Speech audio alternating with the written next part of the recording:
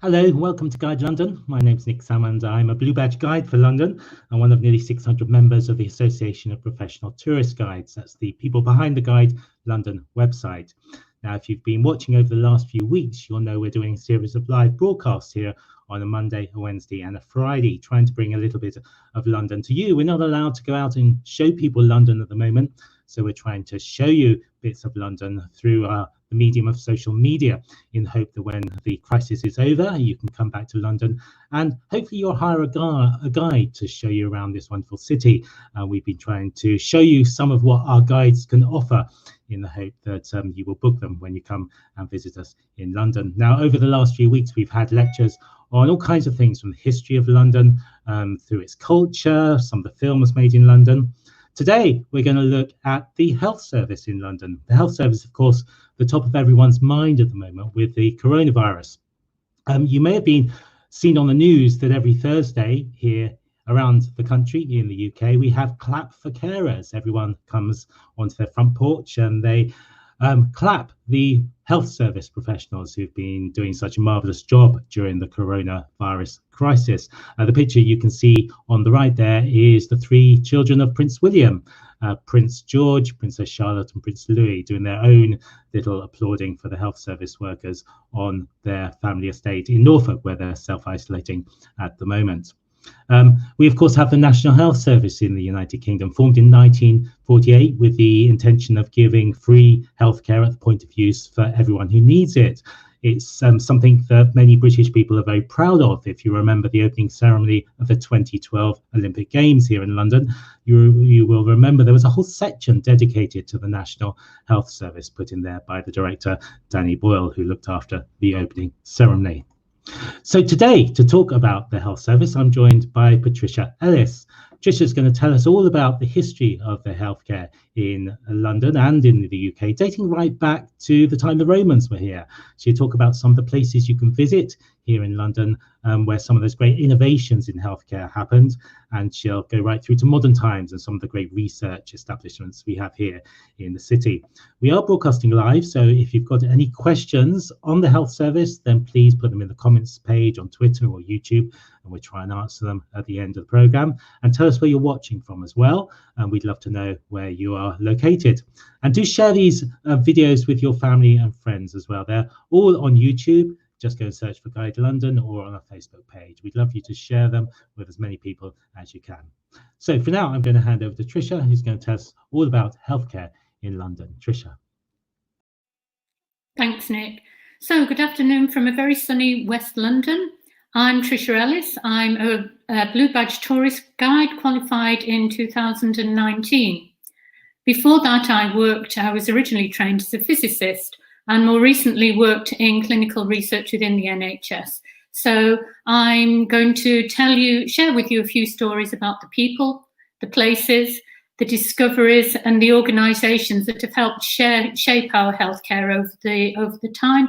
And I also want to show you some of the places, some of them wonderful, some of them wacky, some of them a little bit weird, that you will be able to come and visit next time you're in London, and we hope that will be very soon. So when we tell the story of London, we always start with the Romans, who arrived here about 2,000 years ago and settled in the area we now know as the City of London. We know that they practiced medicine of type because the excavations and archaeological digs have shown lots of tools, and you can see there on the left-hand side of the slide some of the types of tools that were used. And we found medicine bottles, and we know they used potions, leaves, flowers, etc. as medicine. Now, some of those tools that you can see there, you will be able to find in the Museum of London or in the Science Museum in South Kensington. And I'll talk more about that place later on. But the tools you can see there are not dissimilar to some of the things that would still be used today. If you just take a look at the in the bottom right-hand corner, you'll see something called a cupping vessel. Now, this is something that isn't used in modern healthcare, although if you go to some very swanky spas these days, you can sometimes see something not dissimilar. These were placed on the body to cause suction, and they were used to treat high blood pressure, inflammation, pain, backache, all sorts of things. And there isn't any evidence that they actually work, but sometimes it's useful to try something. When all else failed, the solution was often what you see in the picture on the right-hand side, the hole in the skull. This was known as trepanning. And it would be a hole dug into the skull to relieve pressure and just to see what would happen. It wasn't very successful, it has to be said, and our advice would be not to try this at home. But the tools that you can see there, a lot of them were found when they were excavating the Roman amphitheatre, which is in the Guildhall in the city of London. This was excavated at the end of the last century, and we think that a lot of the reason for having these instruments there was that if slaves or gladiators were injured in any of the fights, so that they could be sewn up very quickly on the spot.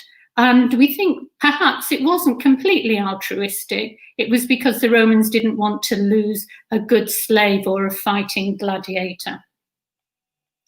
So let's move on now to the 1100s. And places to treat the sick and elderly at this time were normally run by religious orders, monks or nuns, and they were often on the edge of the city. So taken away from the main body of people in the towns or the cities, so they wouldn't pass infection on. It may have also been to give the sick people access to fresh air, but it's more likely that they were being isolated, and we're all used to that at the moment. Because they were near the city gates, they often offered resting places to travellers, to pilgrims. And in the case of London, this may have been pilgrims who were travelling to see the tomb of Edward the Confessor in Westminster Abbey. It also meant that they were a holding place for pilgrims coming in so that they wouldn't bring disease into the city. There wasn't much treatment going on in these places, it has to be said. The normal remedy was do a lot of praying, confess your sins, and live a good and healthy life. So moving on to the 1500s now, there are about 25 of these large religious hospitals dotted around the edges of London. But then when our King Henry VIII wanted to split from the Catholic Church, he decided to remove the monasteries, to get rid of them. First of all, because he realised they had quite considerable assets, and he wanted to remove them as a power block. Now, a couple of the religious hospitals in the city did survive, but they were mainly those that were well connected or had a wealthy sponsor. And I'm going to tell you about two of those now.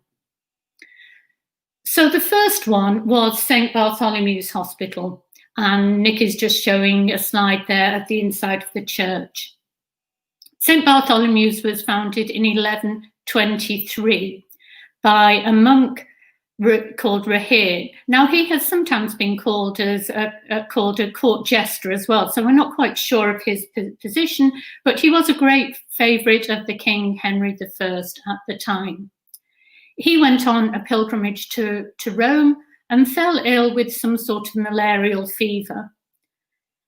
He rested and had a vision in the night from St. Bartholomew saying, I will cure you, but you must set up a religious hospital when you return to London. So he woke up, he was cured, returned to London and established the Priory of St. Bartholomew the Great. It was quite small at the time. It was only 10 beds, but over the years it has grown. But the main bit that's still existing of that foundation is the wonderful church, which you can see there. It's one of the best preserved examples of Norman architecture in London, and we would like to encourage you to go and see this out when you can. If we can have the next slide then, Nick, this also shows the interior of the church.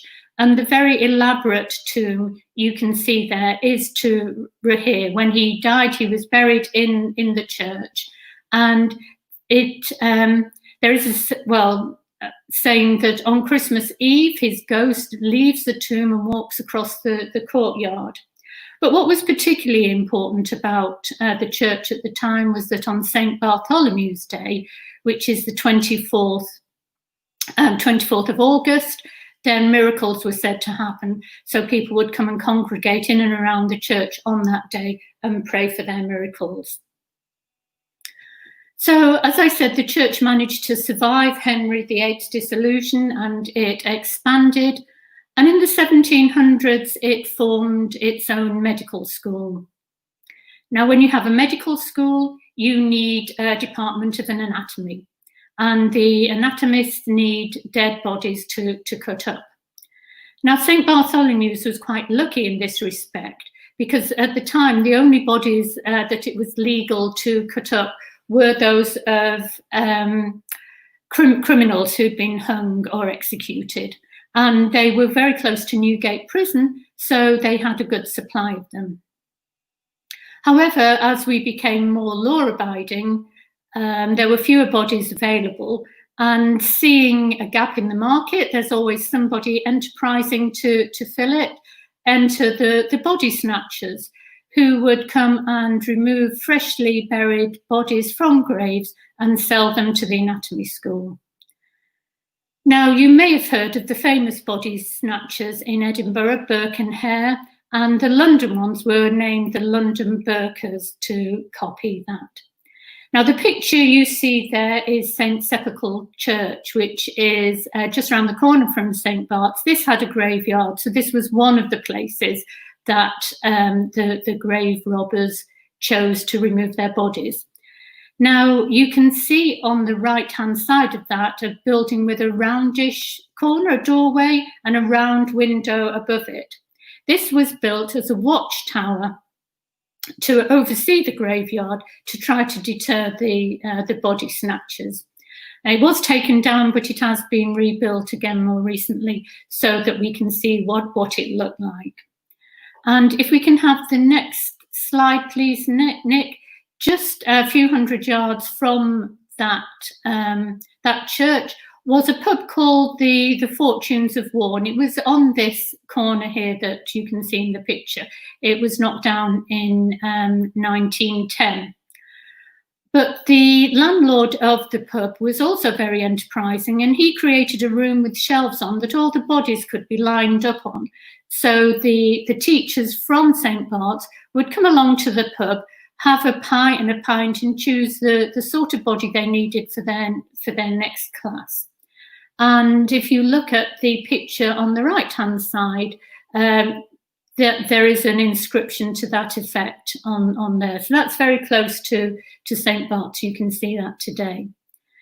Just above that, you will also see a little golden cherub. This is because, by great coincidence, this was the stopping point of the Great Fire of London. In 1666, the Great Fire of London started in Pudding Lane, and it ended here. And by great coincidence, this is called Pie Corner. So the rather superstitious people of London decided it was because of the greed that Londoners were showing that the Great Fire of London spread. And the cherub that you can see there, a lovely chubby cherub, represents that greed. Okay, so I'd now like to take you across the river to the other end of London Bridge, which marks the southern entry to the City of London. There was another religious hospital there, this time founded by the Augustan priories of St. Mary Overy. And it was based at the site of Southwark Cathedral, which you can go and visit today. In 1173, that place was renamed St. Thomas's in honour of Thomas of Becket, who'd been murdered in Canterbury Cathedral in 1170 and had been canonised. So it was a way of honouring his memory. So we now have St. Thomas's Hospital on the south bank of the river. And it has not been a very lucky hospital. It's been burnt down several times, suffered very big fires.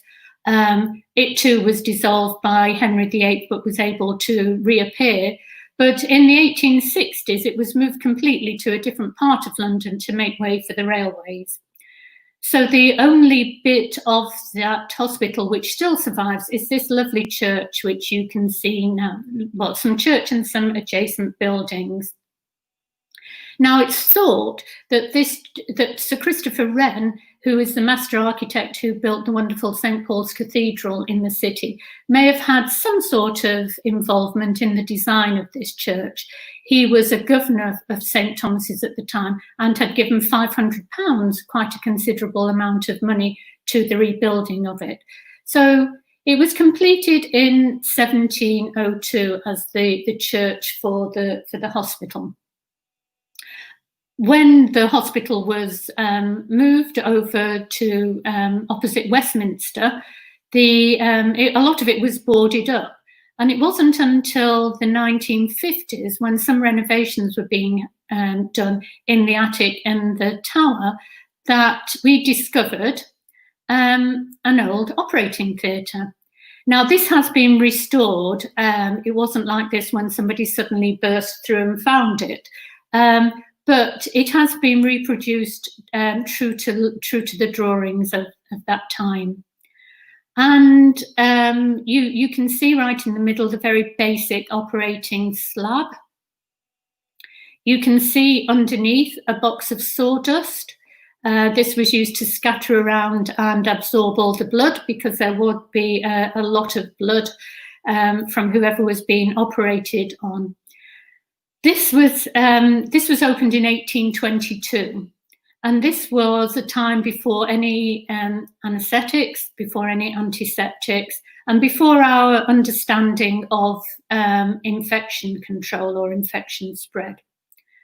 Now, if you've ever wondered why an operating theatre is called a theatre, I think this picture gives you a clue. Because this would be where students came to watch all the operations being carried out. Their way of learning was they were often apprenticed to a surgeon, and they would come and observe as much as they could. So this would be packed out by people trying to follow what was going on. And they were allowed to smoke to disguise the smell that was emanating from the table. If you look on the left-hand side, right down at the bottom, you'll see some benches rather than the standing rails. And these were the seats where the VIPs would be allowed to sit, those specially invited guests who were to be given a closer look. Now, many people died as a result of the operations. As I said, there wasn't much in terms of control of infection. Bandages were often reused because people didn't understand how infection could be spread. So once you were here, it wasn't going to be a very pleasant experience. And of course, you'd be surrounded by lots of people looking at you. So people were often blindfolded as well. Now, because of all the loss of blood, the surgeons who could do operations fastest were the prized ones. So the ones with a quick knife were considered to be the very best surgeons. And one of these was Robert Liston, and he performed the first operation with anaesthetic in 1946. It wasn't done here, but he did bring that procedure over here eventually. So operations were done using ether and later chlorophyll here. Now you can see hanging above the operating theatre a contraption that is a gas lamp. And St. Thomas's was one of the first hospitals to install gas lighting, because prior to this, everything had to be done by daylight. And this explains why the operating theatre was right at the top of the church in the attic, because it had to rely on natural daylight. And there you can see the skylight that was installed to shed light on that operation. Now, once London's open, this is a great place to go and see. They will give you a talk about all the aspects of the operation. And there's a lovely museum as well that takes you through the history of some of the surgical appliances and different theories of medicine. And that's just rather a nice picture of one of the modern, would you say, operating tables, complete with stirrups. Doesn't look very comfy, but at least it has the wheel to move you up and down. So I started by saying we have many hospitals in London. We have almost 100 publicly funded hospitals in London. But we also have 5 medical schools where our doctors of the future are trained. And related to this, we have many specialist research institutes. So I want to take you back over the river now to the London School of Hygiene and Tropical Medicine, which is in Gower Street. Now, this was founded in 1899 with funds from an Indian benefactor. He gave £6,666 for the foundation of this school. And it was in the docks, so it could treat the sailors who were coming back with various diseases. It moved to this building in 1929, and it has seen pandemics and plagues and you name it, it's coped with it. So at the moment, it is quite involved with the COVID-19 work. One of the things about the building in 1929 was around the top of it, as decoration, it included the names of 23 people who had shaped medicine and public health to date. And you can probably make out right at the top, Chadwick. He was a great campaigner for the improvement of sanitation in London. And then just about hidden by the tree on the right-hand side, excuse me, is Manson. Manson was the founder of the school. Now, if you look at the balconies on there, very, very nice balconies for you not to step out on, but just for decoration in this lovely Art Deco building. If we can have the next slide, thanks, Nick. Each of the balconies has one of these lovely emblems on it of some sort of nasty thing that can kill you. And I think that's probably quite unique in London to make a play of these things. So if you're interested in insects or wildlife of any sort, you can come and spot these on here. Now, I mentioned the names at the top of the building. They were 23 men and no women. But in 2019, last year, to commemorate an anniversary of the school, it was 120 years since the founding of the school, it was decided that some women would be honoured. So added just above the frieze were the names of 3 women who were eminent in medicine as well. That's Florence Nightingale, who will be featuring next week in one of these talks, Marie Curie, who was a pioneer in radioactivity and radiotherapy, and Alice Ball, who developed treatments for leprosy, but died before she could publish the work, and her discoveries were never credited to her until fairly recently. Now, another name on there, if we can have the next slide, please, is James Lind. And you can see a picture of him on the right-hand side. Now, James Lind didn't work in London, but I wanted to tell you about him today because he's very relevant to our fight against COVID-19 today. He was a naval surgeon at the end of the 1700s, working in Edinburgh. And he realised that a lot of the sailors were dying of day-to-day diseases rather than being killed in battle overseas. So he constituted regimes where he advised people to wash their hands, change their clothes, take exercise, walk in the fresh air. A lot of this might sound very familiar to you. But he's also credited with having run the first controlled clinical trial. And it's a model we still more or less follow to these days, where he was looking for what caused scurvy. So he took 12 sailors who were suffering from scurvy and divided them up into pairs and gave each pair a different treatment. One of the pairs were given oranges and lemons. One of the pairs had to drink cider. Another had to drink vinegar. And there were various other things, that some of which were more pleasant than others.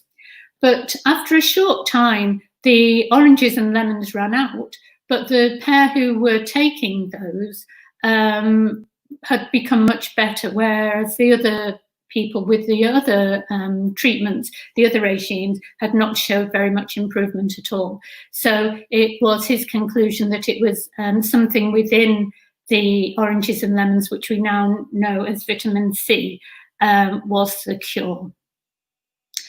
So if we can move on now, we'll walk down Gower Street onto the Euston Road. And here you can see a picture of the Wellcome Trust, the headquarters of the Wellcome Trust and the Wellcome Collection. And the smart-looking man with the moustache on the left-hand side is Henry Solomon Wellcome. Now, he was born in 1853 in the USA, and his parents were preachers. They travelled in a covered wagon, giving sermons around the countryside. So he had a very strict religious upbringing. He also had a real interest in chemicals and marketing. And by the age of 16, he was selling invisible ink and making quite a nice profit out of it. Except we now know that the invisible ink was in fact lemon juice, but it worked and he made his money. When he was 27, he came over to London with his partner Silas Burroughs, and they discovered a way of making tablets. Now, medicine at that time was either in liquid form or powder, and it was very hard to transport, but also to make sure that the right dose was given. But his method of forming tablets from these drugs meant that it was much safer, much more portable and longer lasting. And he and Silas went round doctors selling the drugs directly to doctors and made them a small fortune. So when Silas died, all the money passed to Henry Wellcome, and he established some research laboratories to start developing better medicines. And within his lifetime, we found treatments for tetanus and diphtheria and for some allergies as well. When he died, he left all the capital of the company and the shares for public good, to establish various schemes to support researchers. And the Wellcome Trust now has an annual budget of about £1 billion. It supports researchers, scientists in about 70 countries as well. And I mentioned before the Science Museum, this is one of the benefactors of the Wellcome Trust, because Henry was also very interested in the history, the science, the art of medicine. And he went around the world gathering artifacts which just interested him. And when he died, he had over 1 million of these different items in his collection, which included Teddy Roosevelt's personal medicine chest and Napoleon's toothbrush. Now, some of these objects are on display in the building that you can see in the slide on Euston Road in the Wellcome Collection, and many more of them are on display in the Science Museum in South Kensington, which has just opened up a brand new section on the evolution and development of medicine. So when you're in London next, that is the place to go when it's open. Henry was also very keen on the connection of medicine and science and art. And there you can see part of his collection of these pharmaceutical bottles arranged in a very artistic way. And the next slide shows you inside the museum with one of the quite hands-on displays that you can see there. And so lots of things, lots of permanent displays and temporary exhibitions there. And the motto of it is, it's the Museum for the Incurably Curious. So again, something that you might think about visiting. Now, I've spoken a lot about the men of medicine. I'd like just to say something about the women in medicine as well, because it was very difficult for women to get into the profession of medicine. And in fact, the first woman we know who qualified as a doctor, she qualified in Edinburgh in 1812. She lived her whole life as a man. This was James Miranda Barry. And the next slide shows you Elizabeth Garrett Anderson on the right-hand side. She was born in Norfolk, the second child of a family of 11, and her sister is Millicent Fawcett, the famous suffragist. And you may know that Millicent's statue was put up in Parliament Square in 2018, and the first woman's statue to appear there. So they were clearly quite a feisty family, because Elizabeth was determined to train as a doctor, but she was rejected by many of the medical schools. So she worked as a nurse, which was considered an appropriate role for a woman, and studied privately with various doctors until she found a loophole, excuse me, in the rules, and she was able to study at the School of Apothecaries. When she was qualified, though, in 1862, she still couldn't find a role in a medical role in a hospital. So she set up her own dispensary for women and children. She eventually set up a medical school for women, and she founded this hospital, which you can see in the picture on the left-hand side, the Elizabeth Garrett Anderson Hospital for Women. It isn't a hospital any longer; it's an office block. But again, there's a very nice museum in the front of it there, which shows her life and her struggles, but also has some wonderful photographs of what it was like at the time. So again, well worth a visit when it reopens. So finally, I want to bring us up to date, and we're just going to walk further along the Euston Road to the Francis Crick Institute. Now, this is just next to St Pancras Station. Francis Crick, with his colleague James Watson, received the Nobel Prize for the discovery of the structure of DNA. And if we can see the next slide, please, this lovely sculpture, which is placed outside, is to represent that spiral shape of the DNA. Now, it is said by many people that somebody who was working with them, Dr. Rosalind Franklin, should also have shared that Nobel Prize with them, but it didn't happen. And that's a story for another day that I'd like to share with you at some point. But the Francis Crick establishment is a state-of-the-art building, opened in 2016. And it was it was funded again by the Wellcome Trust and other research laboratories, plus London universities. So it brings together lots of different people working on biomedical sciences in one environment, where it's hoped that there will be lots of cross-cultivation of ideas. And you can see, looking inside, it's open, it's airy, it's transparent, and it's designed, especially in that way, to encourage people to be talking, to be showing one another's work, to be sharing what they're doing, rather than continuing. In some ways, scientists have been a little bit private about what they're doing. So this is really to encourage sharing, and in that way increasing our speed of development.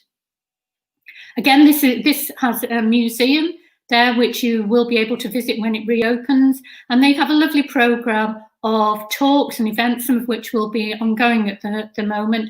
And they have a Meet the Scientist programme as well, where you can go in and ask them questions about their work and what it's like to be a scientist. So well worth a visit when they're open.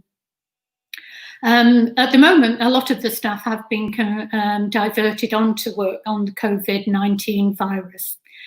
So again, that shows you the extent of interest in putting our combined brains to that. So that has been a whistle-stop tour of some of the major developments in and around London that have brought us up to date today. I hope you found it interesting. I'd be happy to answer questions. I'd certainly be happy to show you around more of our lovely city when you're next here. Thank you. Patricia, thank you so much. That was fascinating. Rush around some of London's medical centres. We've got people watching all around the world. We've got people in Italy, people in Brazil, we've got people in Norway. If they come to London when the lockdown's over and they've only got time to go to one place associated with medicine, what place would you recommend that they go to? I think if they've only got time to go to one place, then the Science Museum in South Kensington is the place to go. It has recently spent millions of pounds on developing the new medicine galleries, so it's very exciting. Lots of things for children of all ages and adults as well. So I think there. And it's free. It's free, yes. But take a guide with you just to show you around. Yes, you will get the best experience with a guide. Brilliant. Thank you so much. If you want to know more about Tricia, then the best place to find out is to go to the Guide London website, guidelondon.org.uk. There, if you search on Find a Guide, then you can look at all our guides, just put in their names, and that will give you a little biog of what the guides' specialities are. You can also search for tours as well. You can see the major London sites. You can see specific tours, say Royal London, London Street Art, all kinds of things you can find on the website.